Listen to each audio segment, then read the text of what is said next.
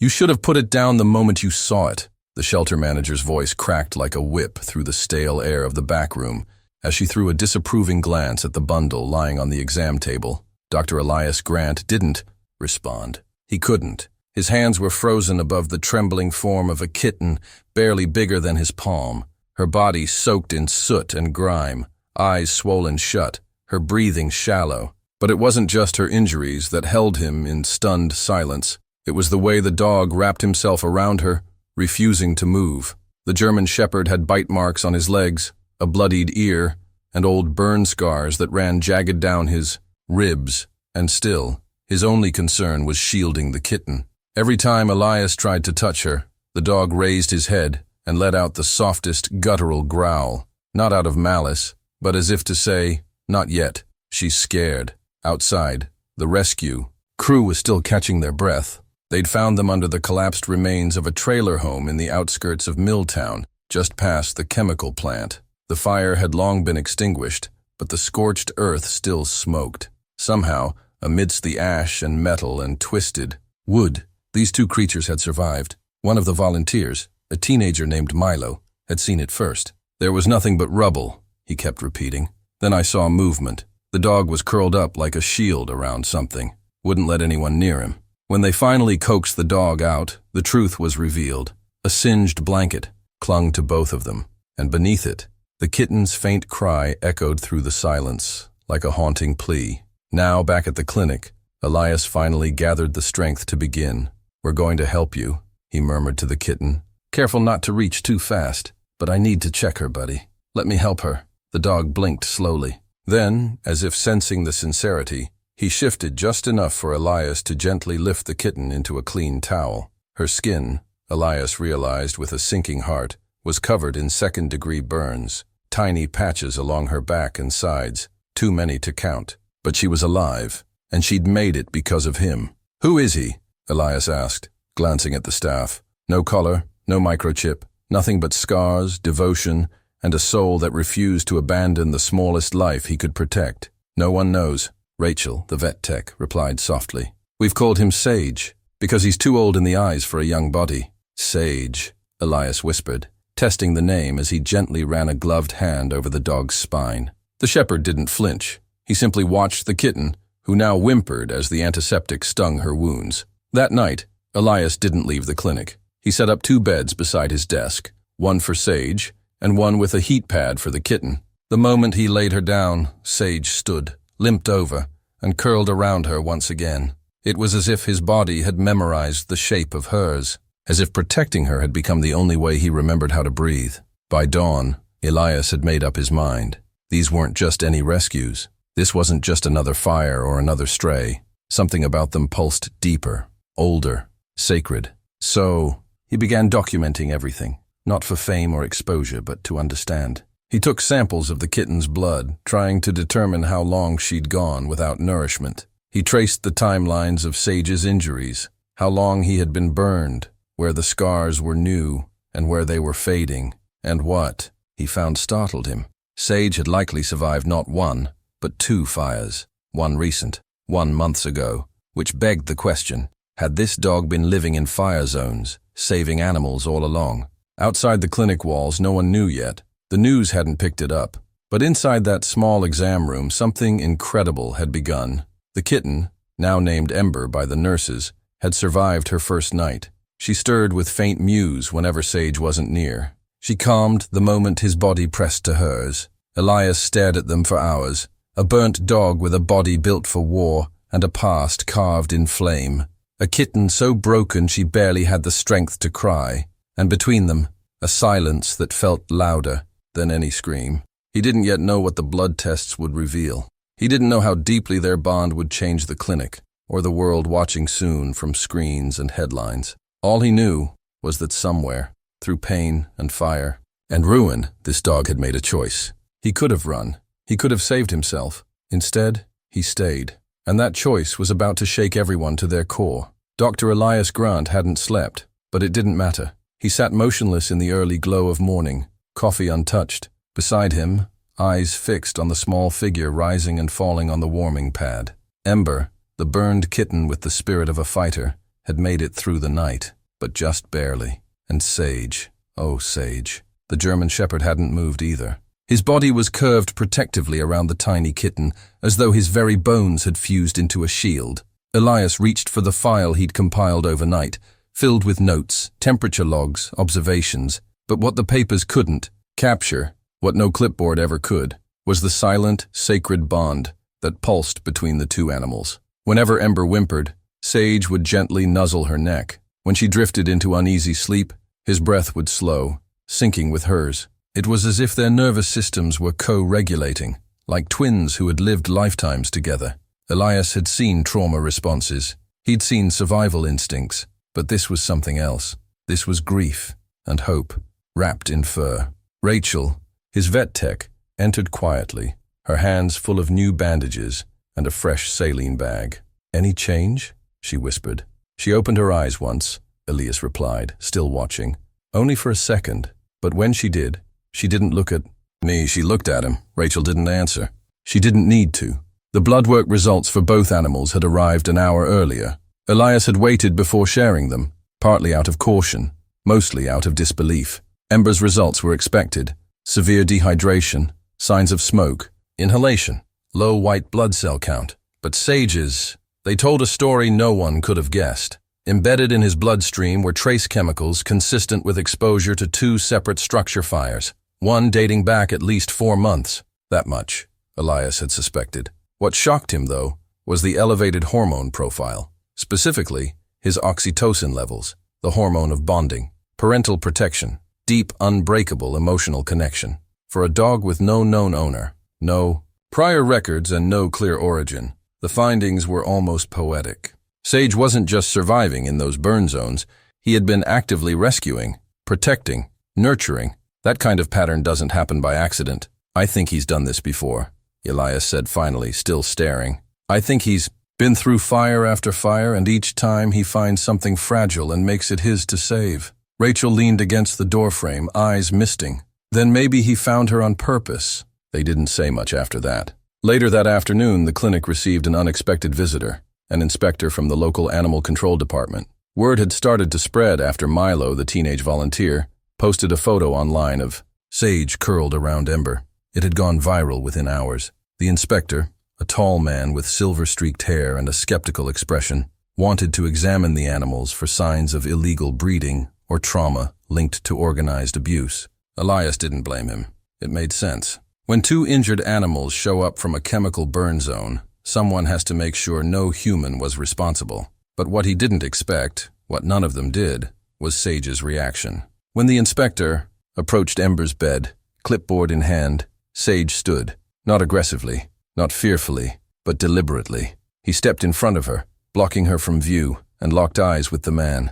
No bark, no growl, just presence, a raw, piercing stare that seemed to carry a message far older than words.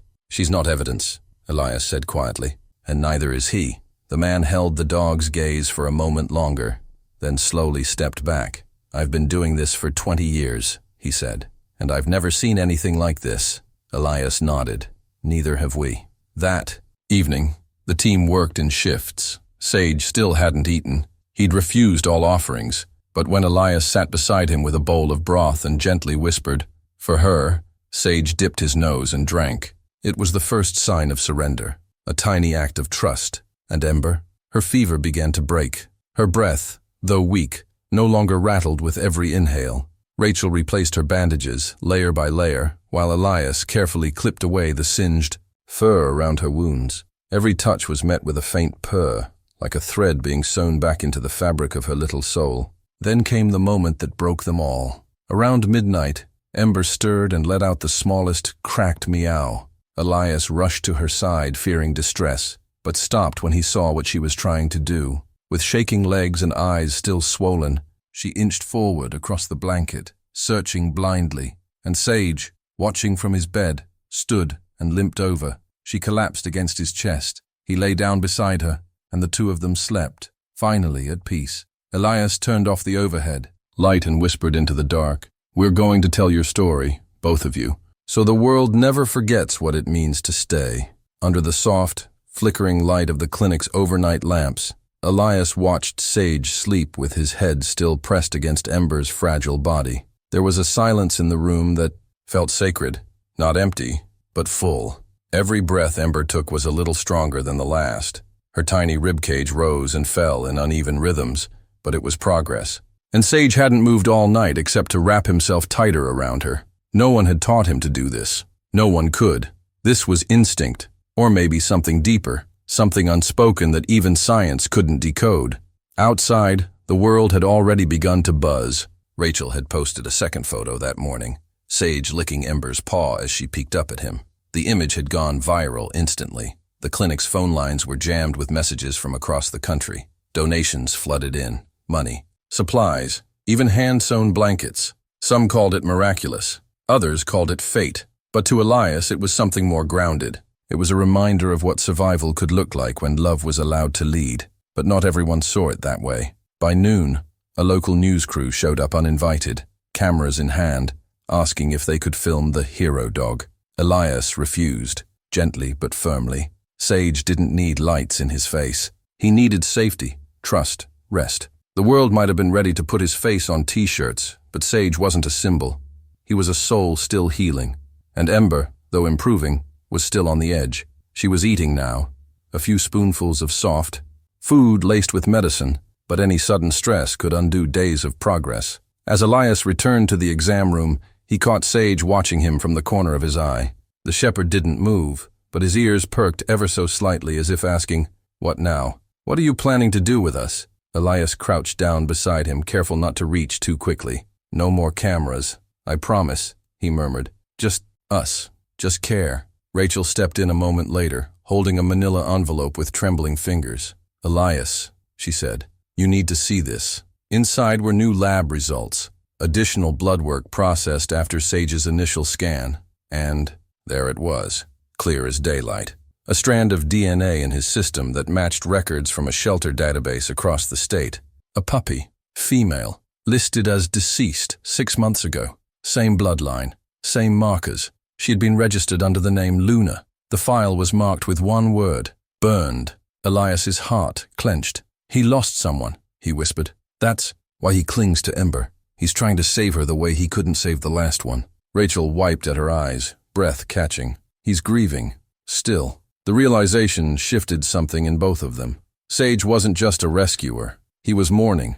His protection of Ember wasn't just empathy. It was a vow, a second chance. And Elias now understood what had haunted those eyes since the moment they'd found him. It wasn't fear. It was failure, the kind that stays in your bones. Later that evening, just as the clinic was closing down, a man in worn jeans and a faded firefighter's jacket arrived at the front desk. He didn't give his name right away, just held up a weathered photograph of a German shepherd puppy sitting beside a little girl in a blue raincoat. "This him?" he asked. Elias stepped forward, taking the photo gently. His heart skipped. It was Sage, months younger, lighter in build, but unmistakable. The man's name was Daniel Reyes, and he was a retired fireman who now volunteered with search and rescue teams. He told them about the blaze that had taken Luna, the little female pup from the report. She died shielding a child from the flames. Sage had been pulled from the wreckage 2 days later. No one knew how he'd survived. After that, Daniel said, he ran. We tried to track him, but he vanished, like he was chasing something he couldn't name. Elias gestured toward the back. He's found it. When Daniel walked into the room and saw Sage curled around Ember, he stopped, mid-step. "My God," he breathed. "He's not just guarding her. He's mourning and healing." Sage looked up as if recognizing him, then turned his gaze back to Ember. He didn't leave her side, but there was a slight release in his muscles, like he knew someone from the old world had come to bear witness. Daniel stayed the night, telling stories of fires, of rescues, of the dogs who gave everything. Sage listened without moving, as though the words were balm, and that night something beautiful happened. Ember stood, not for long, not far, but enough to take 2 wobbly steps towards Sage, collapse into his chest, and let out a soft mewl. He lowered his head and pressed his muzzle to hers. They would make it, together. Dr. Elias Grant stood frozen, one gloved hand still hovering near the German shepherd's flank, where the fur gave way to an angry patch of melted skin, the scar tissue, twisted like a cruel reminder, running from shoulder blade to hip. Beneath the warmth of the dog's protective embrace, the kitten shivered slightly, still clinging to the one creature that had given it shelter, protection, and maybe even hope. Elias blinked, struggling to stay composed, but the weight of it all came crashing down. "I don't understand how he's even alive," Elias whispered to the vet tech beside him. Delaney, who had stopped scribbling on her clipboard and was now just staring. The shepherd, whom they'd started calling Rooney after the firehouse he was found near, watched them with steady, guarded eyes. He didn't flinch, didn't move, not even when the light above flickered, or when the door to the exam room clicked softly shut behind a nurse. He was focused solely on the kitten beneath him, who had finally stopped mewling and now slept curled in the curve of his chest like a baby swaddled in ash. Elias took a breath and gently reached toward the dog again, slower this time.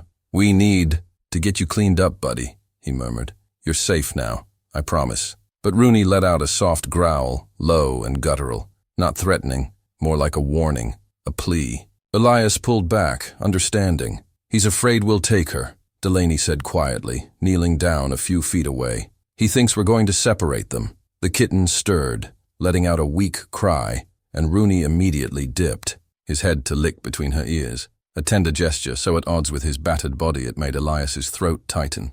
The dog didn't care that he was in pain. He didn't care that his wounds were raw, or that every touch probably felt like fire on his skin. All that mattered was the kitten. "Did they say if he was alone when the fire crew found him?" Elias asked, still watching. Delaney checked the intake notes again. "Just said he was curled around something in the alley. No one realized it was a kitten at first. The smoke was so thick they thought he was guarding a piece of trash." Elias exhaled, hard, and turned toward the cabinet, pulling out a sedative. "We can't clean the burns unless he lets us. And he won't, not like this. But if we sedate him too close to the kitten, we risk stressing her out. Or worse." "Then what?" Delaney asked. Elias hesitated, then gently placed the syringe back on the counter. "We wait." Hours passed. Nurses changed shifts. The waiting room emptied. Night crept over the city, casting long shadows across the clinic walls. But in room 3, time seemed to pause. Rooney never moved, not until the kitten stirred again, this time letting out a tiny sneeze. Elias, who had stayed longer than usual, stepped closer, crouching slowly so he was eye level. "Rooney," he whispered, careful not to sound forceful. "Let us help." As if he understood, the dog slowly lifted his head. His eyes met Elias's. They weren't just sad. They were exhausted, deeply wounded, and pleading. And in that moment, Elias realized something. This wasn't just trauma. Rooney had made a decision. He had chosen to shield that kitten with his life, even if it meant dying in the process. Somewhere, out there in the ash and wreckage, this dog had been discarded, abandoned. But instead of giving up, he had found something small, fragile, and even more helpless than himself, and chose to protect it. "Okay," Elias said softly. "We'll do it your way." He sat down right there on the floor and waited. For 20 more minutes, he didn't speak. He didn't reach. He didn't command. He just stayed. Eventually, Rooney shifted, just enough for Elias to slide in one hand and gently examine the burn.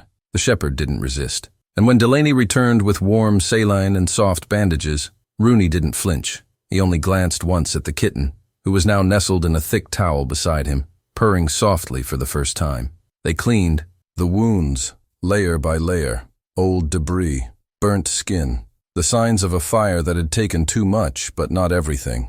They worked in silence, only the soft sound of dripping solution and shallow breathing filling the air. When it was done, Rooney rested his head on the towel near the kitten and closed his eyes. Not in surrender, but in trust. Delaney gently covered him with a thermal blanket. "He'll need weeks of treatment, months maybe." Elias nodded, voice thick. "We'll give him that, and more." As the clock struck midnight, Elias dimmed the lights in the room. He stood at the doorway for a long time, watching the silhouette of a burned dog curled protectively around a tiny kitten, their bodies rising and falling in sync. Sometimes heroes don't wear capes. Sometimes they limp through fire with their scars showing, and they still choose to save something smaller than themselves. And for the first time in a long time, Elias believed in something more than medicine. He believed in miracles. The weeks that followed transformed the quiet corner of room 3 into something sacred. The small examination space, once sterile and ordinary, became a haven for two survivors who had found in each other the only warmth left in their broken world. Rooney, still weak and healing from burns that had scarred more than just his body, would not rest unless the kitten, now named Junie, was nestled close by. No matter the time of day, whether during treatments, bandage changes, or visits from curious staff, Rooney's eyes stayed locked on her, as if drawing strength from the gentle rhythm of her breath. The story had started to ripple outside the walls of the clinic. First, it was a nurse's sister who posted a photo of Rooney curled around Junie. Then came a local journalist who wrote a short piece titled, "Fire Survivor Dog Protects Helpless Kitten Through the Ash." Within 48 hours, the clinic's phone rang non-stop. Donations poured in. People offered to adopt, volunteer, even just visit and read to them. But Elias refused to turn the two into a spectacle. They deserved peace, not pity. They had survived fire, real fire, not just the metaphorical kind, and now they needed to heal, not be watched. Still, healing isn't always linear. One night, as thunder rolled over the city, Junie awoke crying, her body shaking with a fear Elias couldn't understand. Rooney immediately pulled himself up, whining softly, and climbed onto the table where she lay curled in blankets. His own leg was trembling, his movements unsteady from the skin grafts and long medications. But he ignored all of it. He climbed up and lay beside her, once again wrapping his burned body around hers without hesitation. Junie immediately stopped crying. Elias watched from the doorway, his hand resting on the frame like a man anchoring himself to something real. "That dog," he whispered, his voice cracking. "He's teaching all of us how to be human." The next morning brought a small but significant change. Rooney stood without help, just for a moment. But it was enough. Elias called it a miracle. Delaney called it the result of good medicine. But everyone knew. It wasn't science. It was Junie. Every time she nuzzled his chest, every time she blinked at him with those wide, trusting eyes, something in him rose. And then came the question nobody had been brave enough to ask. What happens next? They couldn't live at the clinic forever. Junie was growing stronger every day. She'd gained weight, started to explore, learned how to chase a paper ball and bat its shoelaces. Her infection had cleared, and her prognosis was excellent. Rooney was improving too, though slowly. His wounds would leave permanent damage, but his heart, his loyalty, that part had never been touched by fire. "We can't separate them," Delaney said one afternoon, folding her arms as she stood beside Elias outside their room. "You know that, right?" Elias nodded. "I know. But who takes in a burned dog and a kitten with anxiety issues? Together?" Delaney raised a brow. "I was thinking, maybe we do."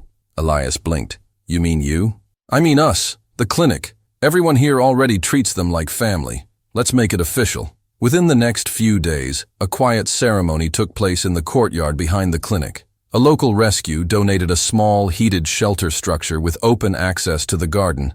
A sign was hung with hand-painted letters, "Rooney and Junie's Corner." The staff gathered with cupcakes and coffee, and Elias, for the first time in years, smiled from his soul. Rooney stepped out into the sun that day, his legs wobbly but determined, and Junie trotted beside him like a tiny shadow. They sniffed the grass, blinked at the light, and together lay down beneath a tree. The moment felt too perfect to speak through.